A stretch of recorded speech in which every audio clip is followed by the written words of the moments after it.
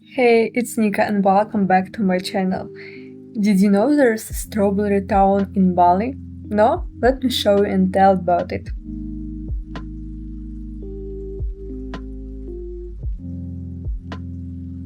Nestled in the cool highlands of central Bali lies Bedugul, a charming little town unlike any other on the island. Thanks to its higher elevation, the climate here is refreshingly cool and misty, an ideal environment for growing a variety of fruits, vegetables, and flowers. But what Bedugul is especially known for is an abundance of fresh strawberries, which you will see sold just about everywhere, from roadside stalls to cozy cafes. I started my day with an unconventional choice, lunch at the Strawberry Stop Cafe. Tucked away in lush green leaves, this place has a warm and welcoming vibe. Almost every dish on the menu incorporates strawberries in some form. I decided to try their strawberry rice with chicken, and to my surprise, it was absolutely delicious. Sweet, savory, and unexpectedly well balanced. After lunch, I made my way to the Hidden Strawberry Garden, a scenic plantation tucked between rolling hills. Unfortunately, they had just run out of strawberries for picking, but I didn't leave empty-handed. I grabbed a bottle of their fresh strawberry milk, and honestly, it was one of the best I ever had. Creamy, fruity, and not overly sweet. Definitely worth a try if you're in this area.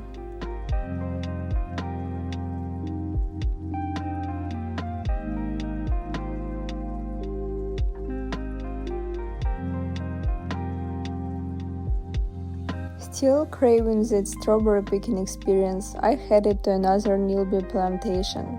This time I was in luck. Rows of ripe red strawberries stretched out before me, and I got to pick and taste them right from the vine. There is something truly special about enjoying fruit you just picked yourself.